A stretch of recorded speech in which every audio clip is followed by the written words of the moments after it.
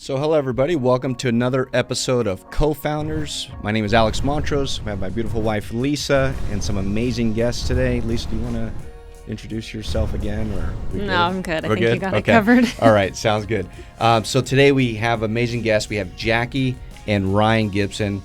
Guys, if you wouldn't mind, a little introduction, tell us who you are, and we'll get right into it. Yeah, thanks Alex. Thanks Lisa for having us on the show. My name is Ryan Gibson, and my wife and I are business owners at Spartan Investment Group. And what we do is we actually raise capital from private investors, and we operate and own self-storage businesses all around the country. So primarily Texas, but we build and buy the facilities, existing and ground up development. We actually have a ground up development here in Washington, just south of Seattle. And we also have an RV park that we own and operate in the Permian Basin of Texas. So just a little bit about our company. We've used to do residential development, and we used to flip houses. And after a little stint of that, we switched over and got into the commercial self-storage space. And so that's where we kind of are today. For the company, I'll let Jackie kind of introduce herself too, but basically, I just do I'm primarily responsible for the capital raises for our project and some of the permitting activity that we do for our storage facilities. Awesome. Thanks, Ryan. I'll make sure to cut you a check. Let me know where we need to invest, and we'll be. Lisa and I were just talking before the show. We're like, when we were going through kind of the notes and knowing and understanding that, what you're focused on the investment side. It's something we've been talking about for years. Like, gosh, we got to get into the storage business. So glad to have you on, and I'll pass it off to Jackie. So, hi, so I'm Jackie Gibson, and I'm Director of Operations for Spartan, and I manage all of our performing assets. So it's over 1,000 units nationally that I'm managing. Wow. Okay. Yeah. Well, very cool. Well, thanks for making the time. I know we're remote. I love this platform. We're able to all get on still and be able to have this time. So tell us a little bit about kind of your family structure. Is there kids? Is it just the both of you? Give us some background. Yeah, so we have a 2.5-year-old daughter who keeps us on our toes, and we're expecting a second child in January. So very exciting. Congratulations. Very cool. Yeah, thank you. So it's really exciting for us. Our family is our business. So we're, always working. We travel, we take her when we travel. So we very much incorporate our daughter into the daily kind of comings and goings of our business, which has some interesting challenges in itself. So it'll be interesting to see how things change once a second child comes along. And it'll change. How long have you guys been married, and how long have you been in business together? This weekend, we'll be celebrating our 12th wedding anniversary. Congratulations and happy anniversary. Yeah, Thank you. Yeah, and Jackie joined the business with us in 2017, in March of 2017, so a couple of years. And Spartan we started the company in about 2013 when we started. What was that transition like, Jackie, to going all and in? Ryan just laughs. Tell us a little bit about that. Yeah, well, so certainly it's not something that I had actually envisioned for myself, but it certainly made sense at the time. So I had a great career as a meeting planner, planning conferences all over the country for thousands of people. And once I had my daughter, it was kind of happening at the same time as the business was really taking off. And so it just kind of started to make sense for me to kind of quit my day job, so we say, and start working for Spartan. It certainly was an adjustment for me in the respect of being a business owner. I would be happy working for someone for the rest of my life. But with this, it's been unbelievably challenging. Every day there's an unknown. Every day is a stretch moment. Sometimes you feel like you're working backwards, but then when you reflect on what you've accomplished at the end of the year, it's unbelievably rewarding, and I wouldn't change it. So It's been great. Very cool. Ryan, what was that transition like to have your wife now part of, the master plan, right? I love it. Just for the record, I think it's fantastic. I think working together with your spouse is the best way to get to really know them. And I just have so much respect for Jackie. I did before, but I have so much more respect for Jackie having worked with her, because I truly get to see her work ethic to the core. And I just think it's amazing. She's an amazing person. And it's just so great to, get to spend the time with her on this. And I think it's kind of helped us grow even more. The interesting thing about Jackie and I is I am the entrepreneur and Jackie is the opposite of an entrepreneur. Sounds like us. Yeah. It's okay. You don't have to be married to an entrepreneur to, bring your wife into the business. And I think what is really the reason why we wanted Jackie at Spartan is not because she's my wife. We wanted Jackie for her skill set, and the skill sets matched up what the company needed to take it to the next level. And I think that is really what we needed. Sometimes if you have, too many coaches and not enough players, or, too many coxswains and not enough rowers, as they say in rowing, in the rowing world, then the boat doesn't move. So, I think Jackie not being an entrepreneur is a great thing, because she really knows how to execute, and she knows revenue management, property management. She knows how to hire people. I do not.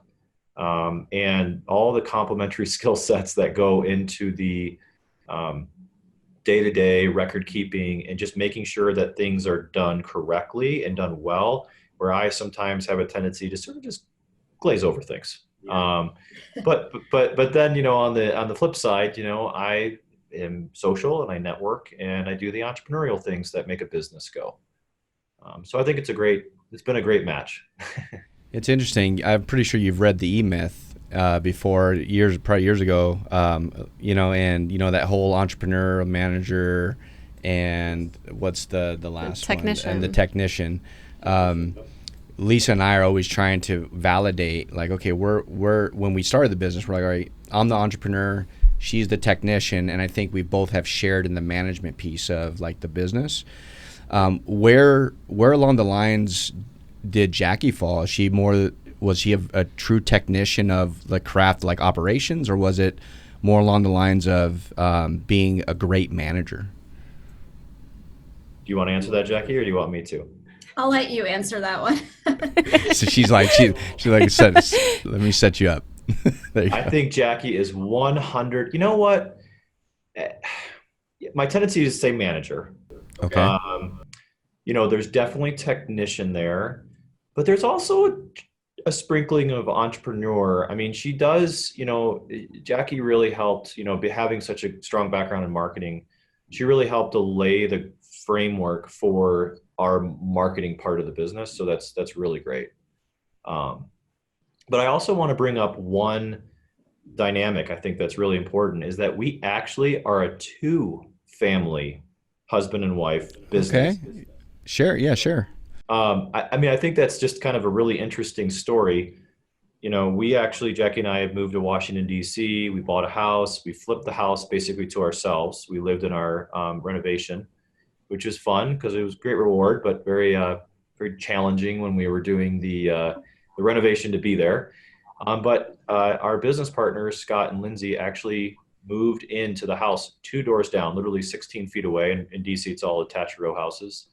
And we became friends with them, and they are our business partners. So we actually have a 2-family couple dynamic. And, Scott and I originally started the business, or kind of the co-founders. And Lindsay and Jackie have helped us grow the company primarily through their skill sets. Lindsay being in the research community in DC, she was in the intelligence community, and she does all of our data analytics, business intelligence, research, feasibility studies, things that are critical in self-storage to understanding if you can move forward with a project or not. So it's a great dynamic. Yeah. Wow. What a I guess opportunity that kind of arose out of, I don't know if it was, I wouldn't say by accident, but man, I mean, when two, individuals align and have that kind of partnership, you don't find too many kind of scenarios that you've mentioned. You don't find that a lot, right? Extremely rare. Usually couples have different, or I wouldn't say couples, or co-founders, especially married together, the four of you. It's very rare, right? It's rare. How's that been on the friendship wise? Has that impacted? I know you're probably going to say it's been, I'm assuming it's been great, but there's been challenges, I'm sure, to some extent. Or, tell me a little bit about that dynamic. Like, how do you run a business when you're probably good friends with collectively, together, and how does that change the whole dynamic of the overall relationship? Go ahead, Jackie. Sure. Well, I just want to say, I think, again, it's strengthened our friendship. I mean, I think it's so fun to go day in and day out with, another couple that is like-minded and kind of doing the same thing. There certainly are always challenges. Sometimes you have different viewpoints or different directions or strategy that you want to follow. But I think we all know at the end of the day that it's business and can kind of put that behind us. And we have a great time as friends when we're not working. But also working is such a great part of building the friendship also. Yeah. So Ryan, I have a question for you. When Jackie joined the business, I'm pretty sure you mentioned about the work ethic, right? And anybody that's an entrepreneur and running a successful business, it's pretty much given that there's tremendous work ethic. You have to have it. It's almost a requirement. Requisite to get into or prerequisite to actually get into business. With that said, do you feel, because for me, I see Lisa working, she has an amazing work ethic, and it kind of elevates my game to the point like I can't let her outwork me. And we're always playing this game back and forth because I'm like, man, I'm tired, but then I look over and she's pounding away. I'm like, okay, it's round two, got to get a second win. We balance, though, because I put my extra hours in early mornings and he puts his extra hours in the evening. Yeah. And I will be honest, I don't feel guilty at all when he's working at 10 and I'm half asleep. There's zero guilt. Yeah. Nice. So it's kind of a softball question, I would say, but what does that do when you see her working, and how does that elevate you? Jackie's a motivated person. And I'm a very motivated person. I would actually say that Jackie is very self-motivated. And sometimes I'll say, hey, what are you up to? What are you doing? What are you working so ferociously on right now? And and it's kind of fun because it's like, oh, I'm working on this, or I'm learning, so, I mean, it's kind of interesting. I should say that, our business we're an equity, raising equity. We're project and property managing all of our facilities directly. We're acquisitions and we're development. So we're running multiple lines of business, and it's just incredible how many lines of businesses we're responsible for. So I'll be honest, the challenge is not necessarily inspiring each other to do work.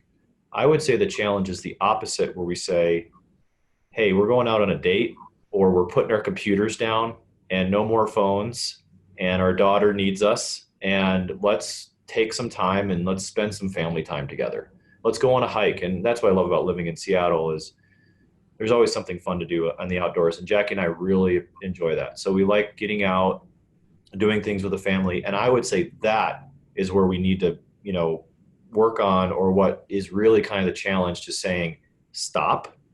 And, you've been working your butt off all week, and, we need to unplug, and we need to go out for a walk. We need to maybe have a little lunch date during the day, or maybe we need to do something fun this weekend together as a family.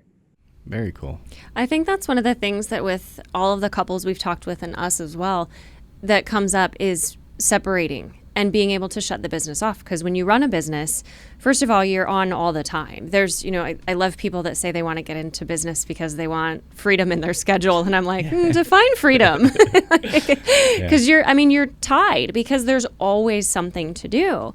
And I think one of the things that we've really tried focusing on is we have non-Moncord days. where it's, we'll go out on a date, or it will be a full day where it's like, we are not talking about business. We're going to talk about us, and we're going to talk about our kids, and we're going to talk about life and something other than the business, just because it can easily consume you. Because there's always something to do. Like it's not like a job that you shut your computer and you're done. There's never a done button. Like you're never done. Yeah. So you consciously have to make yourself be done. Correct. No, I agree with that, and I'm sure Jackie is in agreement to that as well. So how on the daycare side of things, Jackie, are you still, is the 2-year-old at home? Daycare, what does that look like right now? Yeah, so I work from home. So what we found works best for us is our daughter does go to daycare full time. And so that's great, because then I have my space to work, and I'm not feeling like I have to tiptoe around. We did try kind of having a nanny for a while, and that was nice in that we didn't have to do drop-offs. But we've ultimately found, since we work from home, the best situation for us is daycare for our daughter. Yeah. We did the same thing. Daycare is nice too, because our daughter gets to socialize with others too, and we like that dynamic. Yeah. Well, and we actually talked for the first year of Moncord. I think it was for the first full year. Yeah. I was home with the kids, and we had at the time, she was 2 and a baby. Mm-hmm. So 2-year-old and a baby.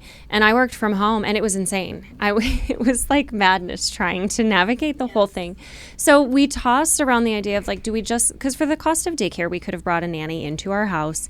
But the reality is, your 2-year-old doesn't understand that you're at work, and they don't care. She wanted mommy. So, and we love now that they go to daycare. I call it school because it makes me feel better about it. But now that they go to school, I call it school. And it kind of is. They learn stuff. They do. But now that they go, they have friends. And it's like, we have a little guy, he's 3 years old.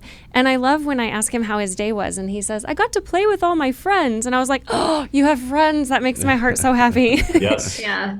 And so we like that part of the socializing too. So it wasn't, and we came to that epiphany of that in that first year, right? It was that first year, give or take? A little after the first year, yeah. So we have a good friend of ours, and we're telling him our situation. He, kind of gave us some mentor tips and whatever throughout the course of our development of the company. And one day we're like, gosh, we just, Lisa's at home. She's, I can't work from home. I have to be in an office. So she's at home with the kids.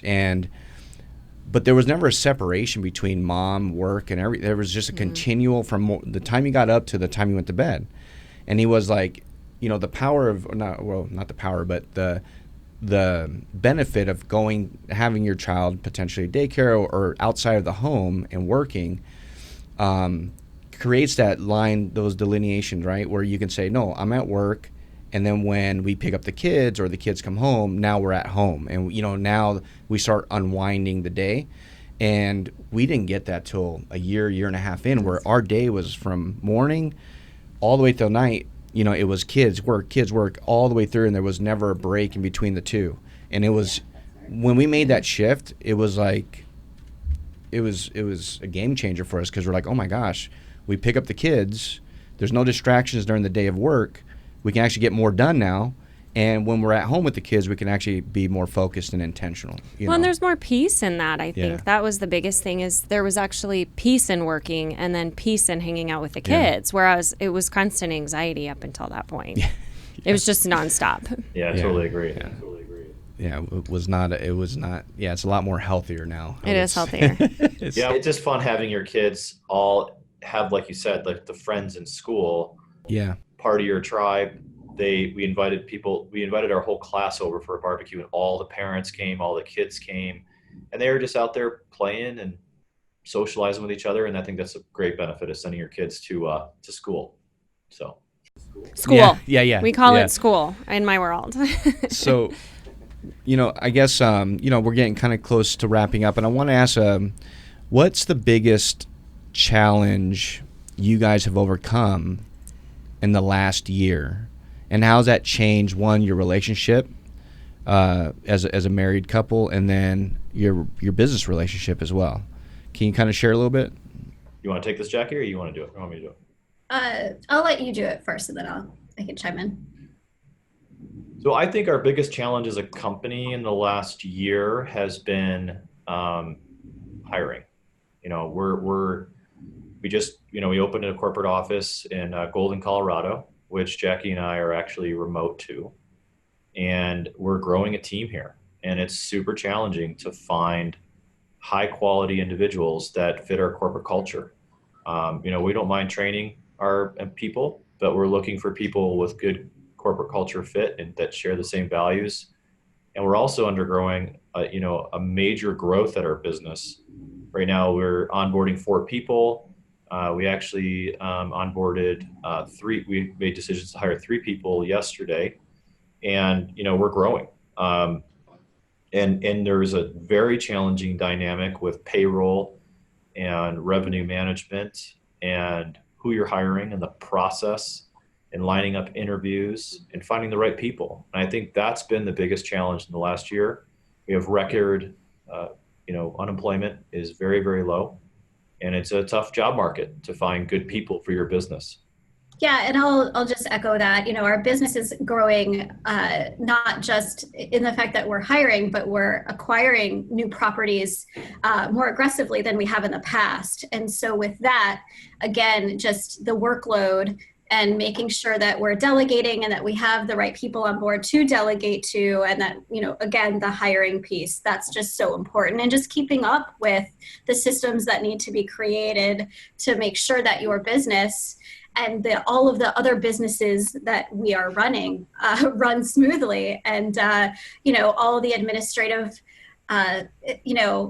items are taken care of, and that the operations, you're on top of the operations and what's going on there at the property level.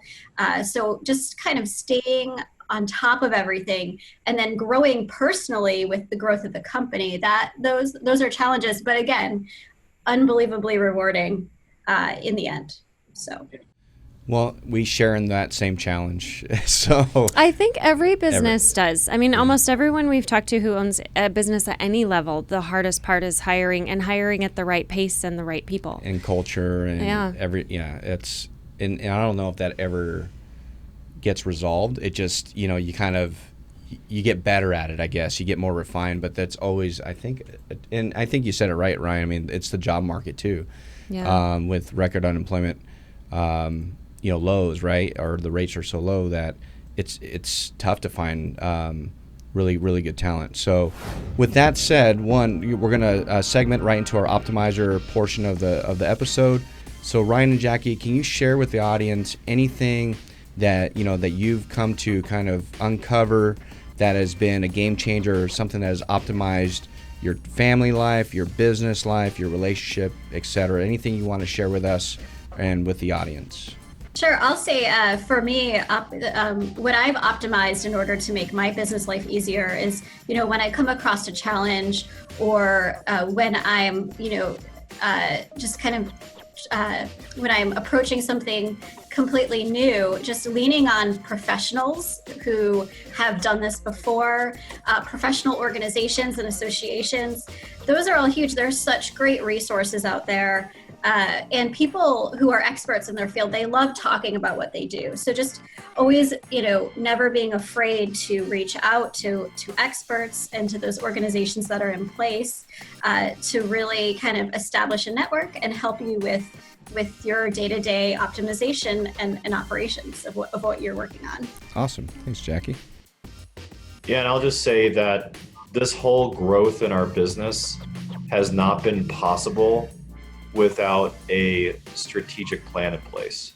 So if you do not have a strategic plan, and what I mean by that is, if you are setting out to buy, you want to scale your company to 100 million of real estate assets under management or under ownership, setting that goal and then breaking that down to strategic objectives and daily operational planning, and coming up with your 5-year plan of how you're going to get there, and breaking it down into what you need to be doing on a daily basis.